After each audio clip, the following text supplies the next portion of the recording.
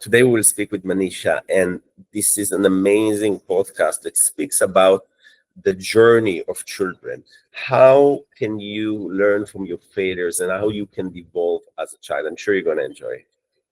Hello, Manisha. Thank you for joining me today. Thank you. Good morning. Good morning, Amy.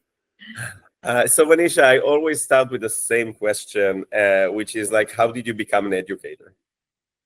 How did I become an educator is always a question which I expect from each and everyone. So my father was a professor, right? So there used to be an atmosphere at home when students are coming for editing their PhD and so on and so forth. And he was a voracious reader, so getting books, journals at home, teachers are pouring in. So that was the atmosphere, and really I got interested. And right from the beginning, there was no confusion. When I was 6 years old, I wanted to become a school principal, an educator. Wow. Yeah. So that is how I was really very, very keen and passionate about every part of a school learning process. That is how I am. And so you become a teacher. How this journey Yeah. pays out? So I joined my journey from St. Peter's College. It is all boys school in Agra, the city of Taj. And thereafter, I got married and moved to different cities and different places of India. There I taught as an English teacher or history teacher. And subsequently, then I took this post as a principal in one of the leading schools of Delhi. So this is how my journey, I reached here. Yeah. So the little 6 years old girl got what she wanted eventually. Yeah, I was very clear. I was not at all keen. My brother is a doctor, and so he used to, inspire me or motivate me and push me to try for civil services or something. I said no. I'm so interested. My all games, childhood games, were all around school principal and teachers, and he used to mimic, and that is how I was very keen right from the beginning. I think the destiny was already decided right from the beginning that what I wanted to become. I had no confusion. So what is this thing about being an educator that triggered you? Like what did you like about it? And I'm not asking it as a 6-year-old. I'm asking it as as you got to the real world and got to teach, got to become a principal. What is this thing that makes an educator? Yeah. So I mean, that is very interesting part of school teaching and learning process, or as an educator, you connect with those souls who really want your direction, and you can make so much difference in their life. Like early morning, I was talking to a 15-year-old girl who had some anxiety problem. And when I spoke with her 15 minutes, I think I did some changes. I could do something. And that is the most interesting part of this school learning process. I mean, you meet so many adolescent children. You just talk to them. You'd be with them. You understand them. You empathize with them. You step into their shoes. And then you get to know so much whole world that you can do really contribute so much. That is there. And they are our future citizens, right? Do you stay in touch with some of your old students? Do you have any of your old students actually working for you now or something like this? Yeah. My many of my students now are well placed. I have great connection with all my alumni. They do visit our school and we conduct their sessions. So it is always an extended family, such big, huge family. You have so many connections and so much communication. You are all around present there. And when you see how your communication and your talk, your discussion could made so much difference in their life, it is so gratifying. Yeah. In fact, it's building a community. And that's always interesting in this aspect of education. We sometimes there's some educator, they see themselves as a factory. Somebody comes in, somebody comes out, and there's other educators, they see themselves as like a building, like a big big rock. Yes, very building. And they remember you. Yes, ma'am, you made me this much. You told me to do this thing. And I really love all of them. So I think that is the most, not only the noblest profession, if you really want to bring change in the society, you can always connect with these young minds in so many ways. What are the challenges that you see now in the education world? And let's break it into a couple. What is like the biggest challenge that you see right now for parents, for example? Yes, keeping in mind the challenge in this era is there. Every youth is lot of energy, a lot of talent is there, but they all want instant success. So it is very important for children to remain focused. I mean, parents also are facing this problem. Of course, technological advancement are going on, and mental health issues are also coming up at the same time. So somewhere we have to look into this also. And the challenge is such that they want instant coffee, they want instant gratification, need to have patience and perseverance and focus approach to get something, because success does not come easily anywhere. So it takes time. I think that kind of the reflection is very important. Of course, if I see there are many other challenges, their distraction, that is always there. A 15, 16-year-old, we can feel it. But so many things are now open for them. The technology is there to help, but can it also be a distractor in so many ways, like online gaming, betting, and vaping? So many things are there out. And I think one or the two challenges will always remain there. It is we educators and parents need to come together and be the true partners to help, assist, handhold, and at the same time check, supervise, and monitor also our children. So you're touching the instant culture. Let's call it this way. You know, if I can press a button and get almost everything I want, then I also want to be able to go to a school, press a button, and get etc. It's true for the children. It's also true for the parents. Like a lot of them are coming and, you know, they're like, here's my child. This is the way I want them to come out when you're done. Do it as fast as possible. Every child is different.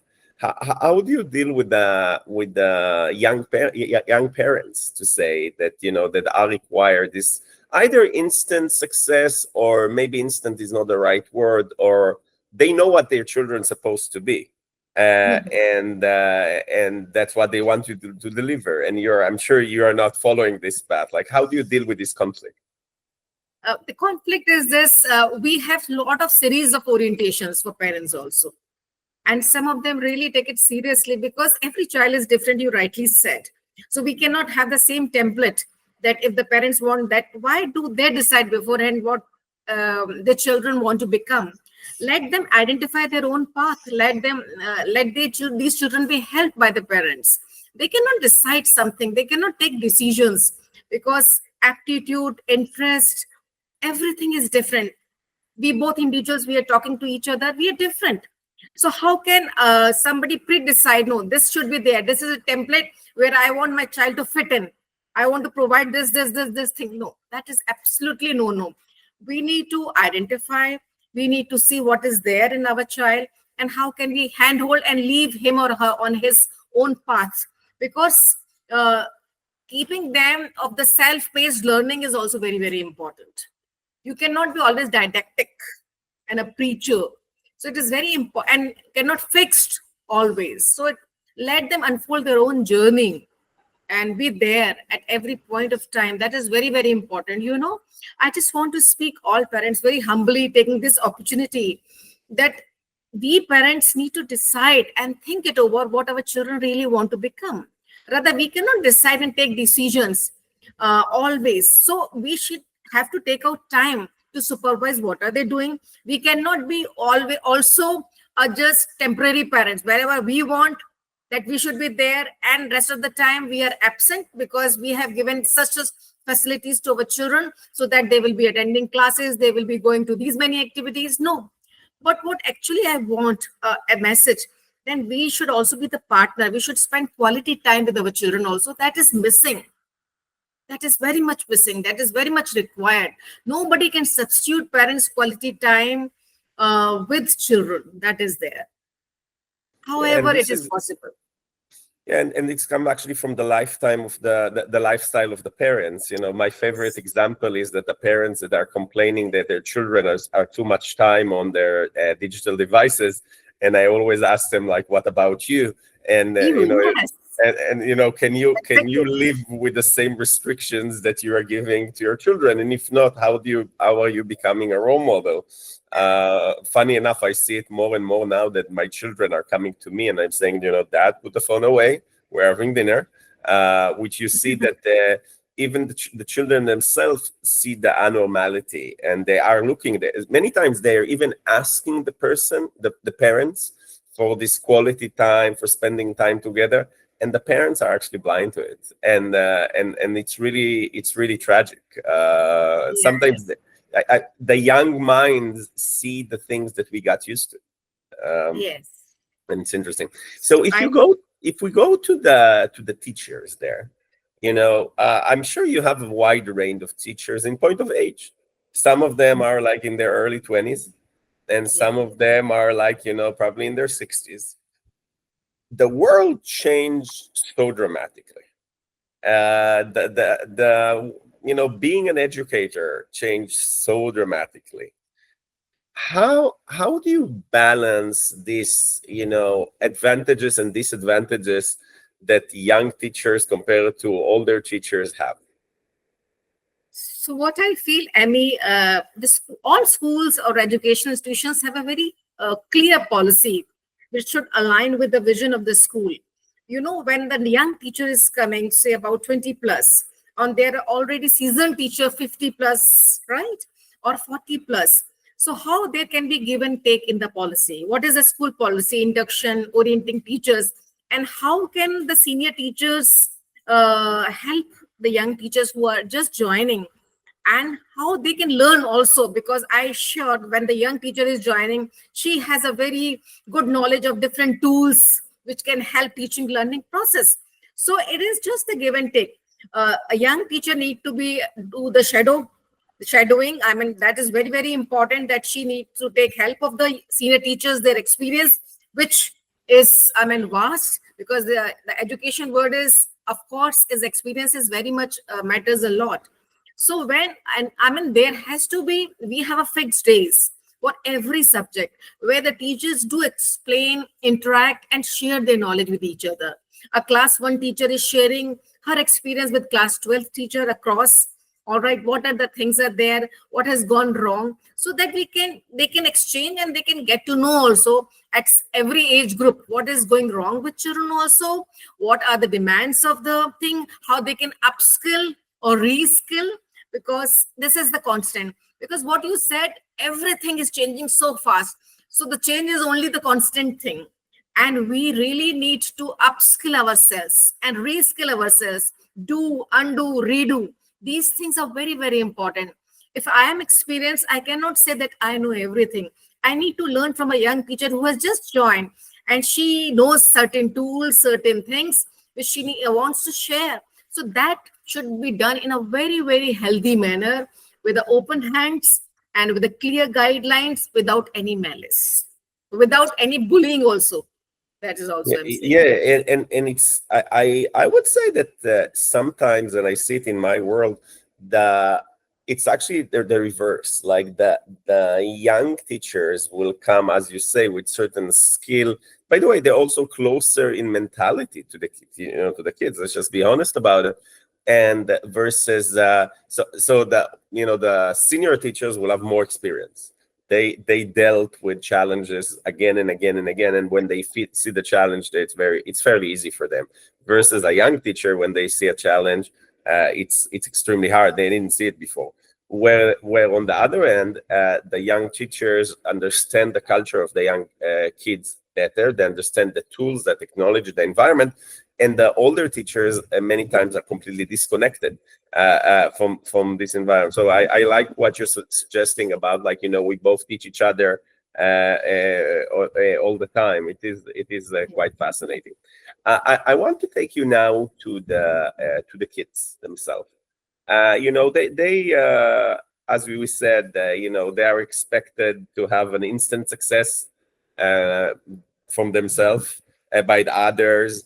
And everything is to the extreme. It's almost they don't have time to get lost and to think. And one of the things that I love about BriBooks is exactly that I'm telling them, write about whatever you want.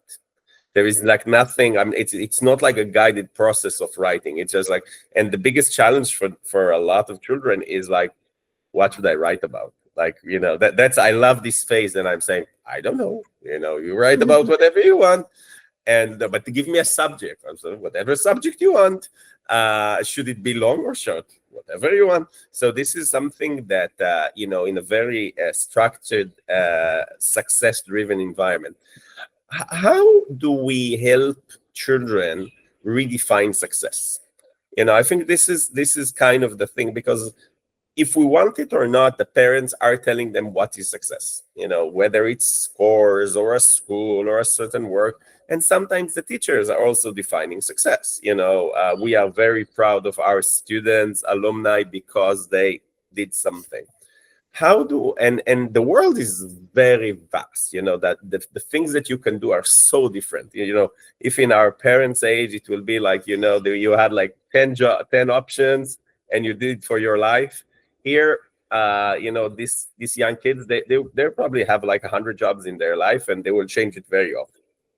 How do we allow them to grow in this environment, which is really open, and allowing them to find their passion, not because we want to force it, but because we really want them to have this inside looking process? So, I would like to share with you, I'm really grateful to BriBooks that I will start with that you have given the platform. I can see the brimming faces and happiness when they write the book and their books are there in the school shelves. So, organization like you give platform to children where they can unleash their creativity. Here, the more important is their journey of writing something, jotting down their thoughts, then the end product. So this is what I strongly believe and want to convey to all students also, my young learners also. If for anything in life, you may be a winner, but what have you learned throughout the journey, whether it's sports, whether it's cultural, whether it's studies, any sort of activity, the journey is very important. If you're visiting a place, you're meeting with so many cousins, you're going for some party or something, but what have you gained? What have you added? What things have been adding in your personality? That's very, very important. So for me, journey is very important, not the end product. And for this, the journey, what you get, what you learn, that is very, very important. So please focus on your journey. Sometimes there will be an outcome or success, nothing. But what you focus on your journey and keep learning, that is very, very important. Though it sounds very philosophical, but sometimes children, when they share their experiences, what they learned, they visited places, or they participated in some match, even the team has not won, but what did they learn? The comradeship, the stamina, the strength, the collaboration, all these things, and taking failures also in a positive stride. That is very, very important. Yeah, in the journey of BriBooks, and this is even my personal journey. BriBooks was always intended to be a platform for children to write, to express themselves in writing. What completely surprised me was that it became also like a business school. I never anticipated it. Like the fact that, and I see some children that are like, they like the writing, etc., and they're less interested in the other one. And then you see children that they wrote, an okay book or okay plus book, and they go into a journey of like marketing and giving lectures and talks in bookshops, and and they sell like hundreds and thousands of books, and you're like, wow, I can't believe. Actually, by the way, my own son is 13 now. Like about 2 years ago, he paid for all his games and all his toys with the money he made from selling one book. And I'm like, wow, when I was your age, I didn't even know that I can, and he clearly, and he likes the business aspect and he doesn't enjoy the writing process at all. So you never know. And you're right. It's all about the journey. The journey, if you're open to the journey, you learn, sometimes on the bus, on the way to the event, you learn more than you actually learn in the event itself. And you rightly said that your son was not interested, but the entrepreneurship skills, the marketing skills, so many skills they tend to learn. I mean, you never know whether designing or something, illustrations. If they are good artists, yeah, that is so many things. Yeah. Completely. And I will say one thing. Also, many times we are trying to protect the students, our kids, etc. And a favorite saying that I didn't invent it is like, instead of giving them the umbrella, teach them to enjoy the rain. So you learn a lot also from the bad things, so-called, that happen to you, and if you learn to enjoy them, you're becoming a very resilient human. I'm sure you sit in school all the time. Yeah. So every gem needs to be chiseled. That is very, very important. Yeah, you need to learn to fail. Like a lot of the things, like parents protect their children and they don't give them a chance to fail, and you learn from failure way more than what from overcoming a failure. You learn way more than having success. Yes. Manisha, yes. I'm very grateful for your time. Thank you for everything. I have enjoyed, Emi, so much, such a fruitful and productive discussion and meaningful discussion. Thank you so much, and I salute you for providing again such a creative platform for children where they can do something very, very meaningful and productive and creative. Thank you so much. And I thank you for educating the future and building communities. Thank you very much. Thank you so much. Thank you. Bye. Bye. Goodbye.